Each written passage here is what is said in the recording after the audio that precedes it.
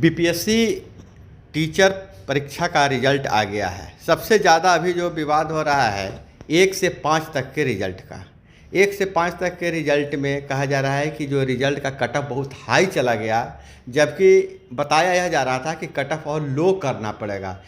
BPSC के अध्यक्ष ने भी कहा था कि मुझे कट ऑफ लो करना पड़ेगा, फिर भी हम कट ऑफ लो करके सारे सीटों को भरेंगे। लेकिन अब प्रत्याशित रूप से दंग है परीक्षा देने वाले कि कट ऑफ इतना हाई कैसे चला गया, जबकि बीएड वाले को इस रिजल्ट से अलग रखा गया है। वहीं दूसरी तरफ मात्र अभी 2 से 3 दिनों के डॉक्यूमेंट वेरिफिकेशन में 10,000 ऐसे अभ्यर्थी नज़र आए जिनका जो डॉक्यूमेंट्स है अमान्य घोषित कर दिया गया है। ऐसी परिस्थिति में जो बहुत से जो एलिजिबल थे लोग, उनका रिजल्ट नहीं आ पाया। क्या दूसरी जो सूची है आनी चाहिए कि नहीं आनी चाहिए? और एक बात और जो सवाल उठ रहा है कि जब वैकेंसी निकाली गई, स्टेट का परीक्षा नहीं लिया गया था, उसके बाद वैकेंसी निकाली गई और बहुत सारे सीट खाली रह गए। मतलब जितना सीट था उतने वो आवेदन भी नहीं गिरे। इन मुद्दों को लेकर बहुत ज़्यादा चर्चा है, उसको आज हम क्लियर करने का प्रयास करेंगे। और इस चर्चा में आने से पहले हम परिचय दे दें।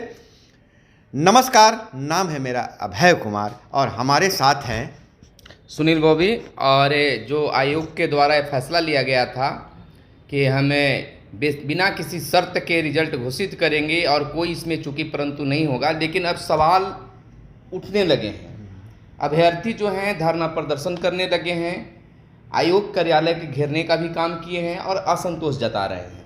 जबकि बीपीएससी आयोग का कहना था कि किसी प्रकार का कोई विवाद नहीं होगा, लेकिन काउंसलिंग के समय भी बहुत सारे विवाद उत्पन्न हो रहे हैं। जैसे नामों को लेकर है, आधार कार्ड को लेकर है, और जहाँ तक रही दूसरे लिस्ट जारी होने का, तो इस इंतजार में अभ्यर्थी हैं जिनका 1 आध नंबर 2 नंबर से वो पीछे रह गए हैं। हालांकि होनी चाहिए, क्योंकि जब 10-15 हज़ार जो सीट है वो वेकेंट हो जाएगा तो उसको पूरा करने के लिए सरकार को होगा। 15,000 के नहीं, मैं बता देना चाहता हूं, जितने भी अभ्यर्थी हैं जिनका नहीं हुआ है, वीडियो को पूरा तक देखिएगा। आपके लिए समाधान भी है और आपकी समस्या कहाँ है उसको ही हम बात करेंगे। आप सुनील सर, आप कह रहे हैं कि 10-15 हज़ार सीट खाली रहेगा। मैं कह रहा हूं, दावे के साथ कहता हूं कि अगर दूसरी सूची नहीं निकाली गई तो 30 से 35 हज़ार सीट खाली रहेगा। उसके पीछे तर्क है, ऐसे नहीं कि ऐसे ही कह दिए हैं। जब 1 या 2 दिन का डॉक्यूमेंट वेरिफिकेशन में 10,000 रेशियो जा रहा है, और लेकिन बोले कि सीट कैसे खाली होगी, सवाल आपका हो सकता है। घबराइएगा नहीं जिनका रिजल्ट नहीं हुआ है। आप जो बहुत सारे ऐसे अभ्यर्थी थे जो बिहार सरकार तो हालांकि एक काम किए कि दिल खोल दी है कि पूरे भारत से कहीं से भी लोग किसी भी राज्य के बिहार में आके टीचर बन सकते हैं। हालांकि बिहार में एक भी फैक्ट्री नहीं है। नौकरी के नाम पर अगर किसी को नौकरी देने की बात होती है, रोजगार देने की बात होती है, सिर्फ सरकारी नौकरी के अलावा यहाँ कुछ नहीं है। लेकिन फिर भी बिहार सरकार अपना दरवाज़ा खोल दिया है। खैर, उस पिछले दरवाजे में भी सेंधमारी हुई है। बहुत सारे ऐसे जो है दूसरे प्रदेश के लोग फर्जी आवासीय बनाकर बिहार का निवासी बताकर फॉर्म भर दिए हैं। वो डॉक्यूमेंट वेरिफिकेशन में वो भी जाएंगे। दूसरी बात यह है कि जो आयोग ने कहा कि जो अपीयरिंग है, जो सीटेट अपीयर किए हैं, वो भी फॉर्म डालेंगे, और जो डीएलएड की परीक्षा देने वाले हैं वो भी फॉर्म डालेंगे। हालांकि आयोग की तरफ से तो ये भी कोई बात नहीं आ पाई है कि हम सेकेंड लिस्ट जारी करेंगे। हाँ, ये नहीं, और क्यों जारी किया जाएगा? वो फ्रेश बहाली फिर निकाल सकते हैं। मैं उस मुद्दे पर आता हूँ। पहले मैं एक क्लियर कर देना चाहता हूँ अभ्यर्थियों कि कैसे 30 से 35 हज़ार सीटें खाली रहने वाली है, ताकि जो दिन रात रो रहे हैं लोग, तरह तरह के मैसेज करते हैं हमें और पूछते हैं कि क्या होगा, मेरा भविष्य तो अंधकारमय हो गया। एक सवाल और भी आता है कि मेरा तो एक अटेम्प्ट खत्म हो गया। तो सारी बातों को क्लियर करना बहुत ज़रूरी है। दूसरी तो 8% मात्र सीटेट में रिजल्ट आया है। इसका मतलब कि बहुत सारे जो बीपीएससी में अच्छा भी नंबर लाए हैं सीटेट में फेल कर गए हैं। वहीं डीएलएड का रिजल्ट आया है जिसमें बहुत सारे एक आध विषय में क्रॉस लग गया है, तो उनका भी रिजल्ट नहीं आया, तो उनकी डॉक्यूमेंट वेरिफिकेशन में भी सीट खाली होगा। तो 30 से 35 हज़ार सीटें खाली हो जाएगी। अब आप जो कह रहे थे, किस मुद्दे की बात कर रहे थे सर? वो कह रहे थे कि आखिर क्यों आयोग या सरकार जो है सेकंड लिस्ट जारी करेगी, फ्रेशवादी भी ले सकती सेकंड लिस्ट है। क्यों जारी करेगी? क्योंकि यह स्पष्ट बताया जा रहा है कि आपको 3 बार मौका मिलेगा किसी भी परीक्षा में। अगर आप कट ऑफ देते हैं कि आपको इतना एक मार्क है, इससे ज़्यादा नंबर लाइएगा तभी आपका चयन होगा, तब कट ऑफ जब पास कर गया, क्रॉस कर गया, तो वह टीचर बनने योग्य है, यानी कि टीचर बन सकता है, मतलब जिस भी लेवल का है। अब जो उससे ऊपर वाले जो हायर रैंकिंग से लेते हैं उससे सीट नहीं भरती है, तो जो आपने लिमिटेड जो बनाया था इस नंबर के जो भी ऊपर हैं वो तो सारे के सारे योग्य अभ्यर्थी हैं। अब जब उनको नहीं लीजिएगा तो उनका तो एक चांस खत्म हो गया। बीपीएससी कह रहा है कि 3 बार मत परीक्षा देना है, तो एक चांस तो उनका खत्म हो गया।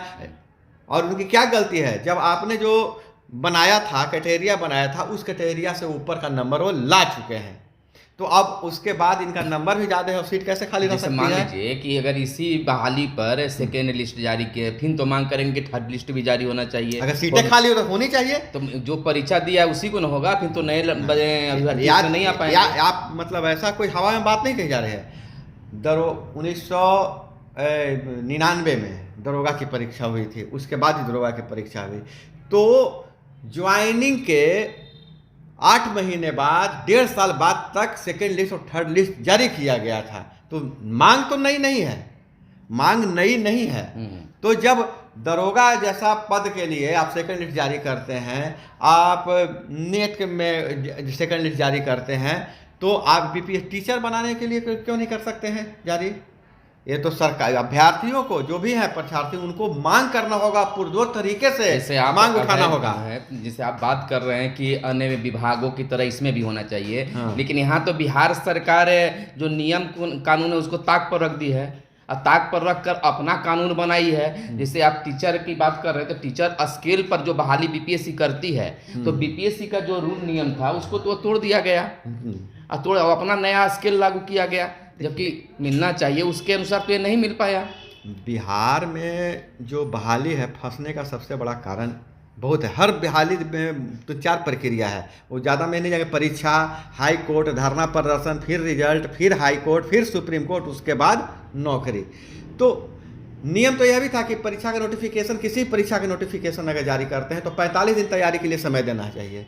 आप बताइए, एसएट की परीक्षा के लिए दिया है? कहने का तात्पर्य है कि आप जब बात कर रहे हैं नियम की, तो सरकार तो नियम से बिल्कुल अलग रखा है टीचर बहाली को। बीपीएससी का जो नियम है, जो टीचर बहाली बीपीएससी करती थी, हुए हैं 9300 पर, तो उसके अनुसार तो नहीं हुआ। यहाँ तो 3-4 भागों में बांट दिया गया कि 25,000 वेतनमान होगा, तो किसी का 28,000 होगा। ये अपना मैंने कानून बना कर रहे हैं। यही कहीं ना कहीं जो बिहार सरकार, बहुत बड़ी गलती हुई है बिहार सरकार से, माने या नहीं माने, और यह मामला कोर्ट में फंस सकता है।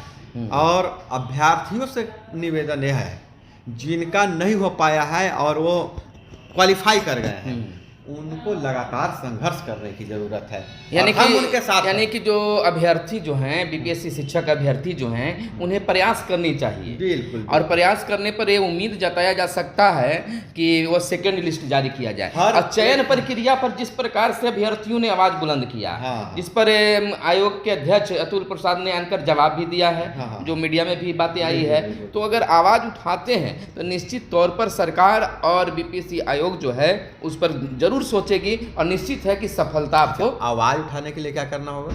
आवाज उठाने के लिए जिस प्रकार से आप संघर्ष कर रहे हैं, अपनी बातों को रख रहे हैं, उस तरह से सोशल मीडिया के माध्यम से हर प्लेटफॉर्म पर आपको, जैसे मान लीजिए कि हम लोग आपके पक्ष या विपक्ष जो समझिए वीडियो बना रहे हैं, इस वीडियो में भर भर के कमेंट होना चाहिए। यानी कि आप इस वीडियो को जितना शेयर कीजिए, जितना इस पर कमेंट कीजिए, तो निश्चित है सरकार क्या चाहते हैं, आप अपनी भी जानकारी हमें बताइए, ताकि हम अगले वीडियो में आपके कमेंट के अनुसार हम वीडियो बना सकें, उनको शेयर कर सकें, और चैनल को आप सब्सक्राइब कर लीजिए। क्योंकि जो भी है, जो जानकारी हम लोग लग चुके हैं कि जो भी बीपीएससी क्वालिफाई हैं इस टीचर वाले में, उनको हम लोग अंजाम तक पहुंचा कर रहेंगे, नौकरी दिलवा के रहेंगे। इसलिए आप सब्सक्राइब कर लीजिए। कभी भी हम लोग बहुत ही बड़ी खबर ब्रेक कर सकते हैं। चलिए तो बस आज वीडियो में इतना ही, और आप जरूर कमेंट कीजिए कि और क्या क्या आयोग के द्वारा गलतियां हुई है और क्या सुधार की ज़रूरत है, और सेकंड लिस्ट जारी होना चाहिए तो क्यों होना चाहिए।